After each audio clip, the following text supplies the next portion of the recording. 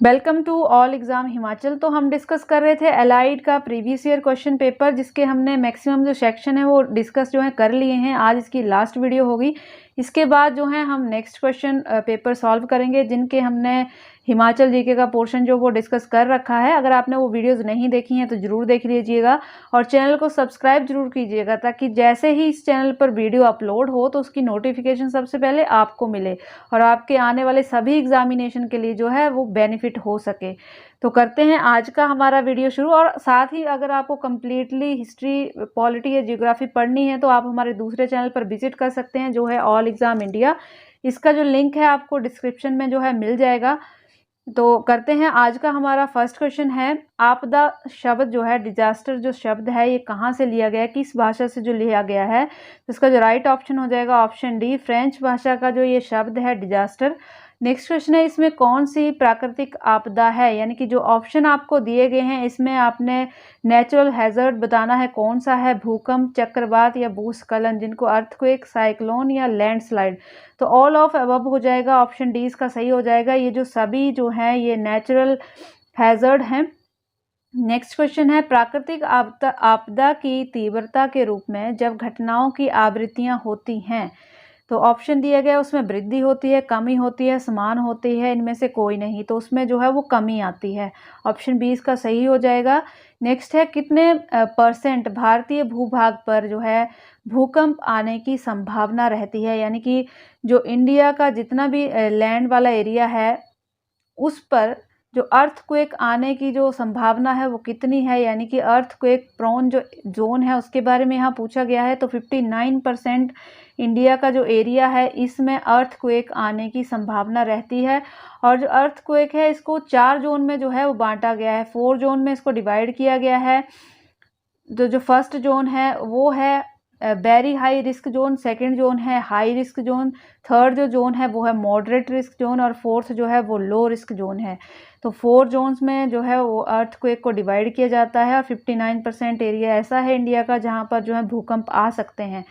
Next question देखते हैं, आपदा प्रबंधन अधिनियम कब बनाया गया था। तो जो आपदा प्रबंधन नियम है, डिजास्टर मैनेजमेंट एक्ट है, इसको 2005 में बनाया गया था। याद रखेंगे, डिजास्टर मैनेजमेंट एक्ट जो है इसको 2005 में बनाया गया था। शक्तिशाली सुनामी किसके द्वारा उत्पन्न होती है, यानी कि जो पावरफुल सुनामी है ये प्रोड्यूस किसके द्वारा होती है। तो ये इसका जो कारण है ये है ऑप्शन डी, भूकंप। भूकंप इसका कारण रहेगा। जितने भी ऑप्शन दिए हैं इनमें से सबसे ज़्यादा जो सुनामी शक्तिशाली आती है, पावरफुल सुनामी आती है, वो भूकंप के कारण आती है। नेक्स्ट क्वेश्चन है, सुनामी डैश द्वारा उत्पन्न लहरें हैं, यानी कि जो सुनामी है ये किसके द्वारा उत्पन्न वेव्स हैं। तो ये ऑल ऑफ अबव हो जाएगा, पानी के नीचे भूस्खलन, भूकंप, ज्वालामुखी विस्फोट, ये सभी जो हैं इसके कारण हैं सुनामी के। तो ऑप्शन डी जो है ये सही हो जाएगा। नेक्स्ट है, भूकंप किसके कारण होता है, वर्षा की तीव्रता, खड़ी ढलान, वनों की कटाई या ऑल ऑफ अबव। तो यहाँ जो है सारी ही जो ये सभी जो हैं सही हो जाएंगे, ऑप्शन डी इसका सही हो जाएगा। यानी कि जो रेनफॉल है, स्लीप स्लोप्स हैं या डिफॉरेस्टेशन है, इन सभी से जो है वो लैंडस्लाइड होता है। नेक्स्ट क्वेश्चन है, वह प्रसिद्ध पुस्तक जिसने डीडीटी के प्रयोग तथा कीटनाशकों के अध्ययन पर प्रश्न खड़ा कर दिया था, उसका नाम बताना है।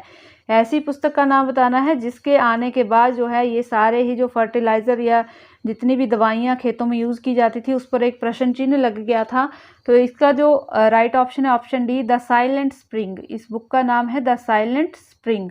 नेक्स्ट है, हवा इनमें से किसके अंतर के कारण बहती है, यानी कि हवा के बहने का कारण यहाँ पर पूछा गया है, हवा किसके कारण बहती है। तो टेम्परेचर इसका जो सही हो जाएगा ऑप्शन ए, टेम्परेचर। आपने देखा होगा कि इंडिया का जो टेम्परेचर है कभी बढ़ता रहता है कभी घटता रहता है, तो उसके अकॉर्डिंग ही जो है वो हवा जो है वो बहती है, यानी कि विंड जो है वो फ्लो होती है। नेक्स्ट देख लेते हैं, वेटलैंड दिवस, मोस्ट इंपॉर्टेंट क्वेश्चन है, कई बार एग्जाम में जो आ चुका है। यानी कि जो वेटलैंड डे है ये कब मनाया जाता है, 2 फरवरी को जो है वेटलैंड डे मनाया जाता है। क्यों मनाया जाता है, क्योंकि 2 फरवरी को 2 फरवरी 1971 को ईरान के रामसर शहर में एक समझौता हुआ था, जिसके अंतर्गत जो थे सभी ने जो थे साइन किए थे, और उसके अंतर्गत भारत में जो थी अब तक जो थी 42 वेटलैंड्स थी, जिसमें अभी अभी 2021 में 4 वेटलैंड्स और ऐड हो गई हैं। तो इंडिया में टोटल 46 जो हैं वो वेटलैंड हो गई हैं। तो एग्ज़ाम में ये क्वेश्चन बन सकता है कि अभी रिसेंट जो कितनी ऐड हुई हैं, तो 4 ऐड हुई हैं, पहले कितनी थी 42 थी, और टोटल जो अभी वेटलैंड हो गई हैं इंडिया में तो 46 हो गई हैं। नेक्स्ट क्वेश्चन देख लेते हैं। नेक्स्ट क्वेश्चन, निम्नलिखित में से कौन अधिकतम ऊर्जा उत्पन्न करता है, यानी कि जो ऑप्शन दिए हैं इनमें से सबसे ज़्यादा जो ऊर्जा होती है, एनर्जी होती है, मैक्सिमम एनर्जी, वो कहाँ से जनरेट होती है? तो मैक्सिमम एनर्जी जो है जनरेट होती है तूफान से। ऑप्शन ए सही हो जाएगा। हरिकेन्स जो होते हैं वहाँ से मैक्सिमम एनर्जी जो है ये प्रोड्यूस होती है, जनरेट होती है। नेक्स्ट क्वेश्चन है, भारत में वन्य जीव संरक्षण अधिनियम को किस वर्ष मंजूरी मिली थी? यानी कि वाइल्ड लाइफ प्रोटेक्शन जो एक्ट है, एक्ट ऑफ इंडिया है, इसको कब मंजूरी मिली थी? इसको 1972 में जो है मंजूरी मिली थी। यानी कि जो the wild life protection act of India है ये 1972 में शुरू हुआ था। नेक्स्ट क्वेश्चन देख लेते हैं। नेक्स्ट है, मोस्ट इंपॉर्टेंट क्वेश्चन है ये भी, एनजीटी का विस्तृत रूप क्या है? यानी कि एनजीटी की फुल फॉर्म यहाँ पर पूछी गई है। तो एनजीटी की फुल फॉर्म ऑप्शन बी हो जाएगा, national green tribunal. Option B इसका सही ऑप्शन है।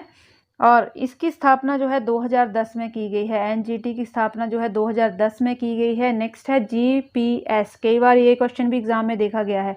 जीपीएस की जो फुल फॉर्म बतानी है आपको, तो इसका राइट ऑप्शन हो जाएगा option B, global positioning system. ये इसकी राइट ऑप्शन है, ग्लोबल पोजिशनिंग सिस्टम। और किसने इसको शुरू किया था? तो 22 फरवरी को याद रखेंगे 1978 में अमेरिका द्वारा जो है इसको शुरू किया गया था। ये क्या है? एक सैटेलाइट प्रणाली है, उपग्रह प्रणाली है। ये उपग्रह या सैटेलाइट प्रणाली है ये, जिसको सबसे पहले अमेरिका ने शुरू किया था। अमेरिका के रक्षा विभाग ने इसको शुरू किया था। नेक्स्ट क्वेश्चन है हमारा, प्लास्टिक जलाने पर कौन सी हानिकारक गैस निकलती है? प्लास्टिक के जलने पर कौन सी गैस निकलती है? तो ऑप्शन ए इसका सही हो जाएगा, डाइऑक्सिन। प्लास्टिक के जलने से कौन सी जो हानिकारक गैस है ये निकलती है? तो ऑप्शन ए इसका सही है, डाइऑक्सिन। नेक्स्ट क्वेश्चन है, ब्रिटिश राज के दौरान, ये हिमाचल जीके के 2-3 क्वेश्चन जो वो छूट गए थे तो मैंने उनको इंक्लूड कर दिया है इस वाले वीडियो में। ब्रिटिश राज के दौरान शिमला में the Himalayan advisers and the Shimla advisers नाम के 2 स्थानीय थे। तो बताना है कि क्या थे? ये विज्ञापन एजेंसी थी, समाचार पत्र थे, पर्यटन भवन थे, अंग्रेजी सरकार के कार्यालय थे। तो इसका राइट ऑप्शन हो जाएगा ऑप्शन बी। ये जो थे ये न्यूज़पेपर थे, अंग्रेजों के टाइम के न्यूज़पेपर ये रहे हैं, द हिमालयन एडवर्टाइजर्स और द शिमला एडवर्टाइजर्स। ये 2 लोकल जो थे न्यूज़पेपर थे उस टाइम। नेक्स्ट क्वेश्चन है, शिमला में वाइस रीगल लॉज बनाने का विचार किस अंग्रेज के मन में आया था? तो विचार किसके मन में आया था? ऑप्शन ए इसका सही हो जाएगा, लॉर्ड लिटन।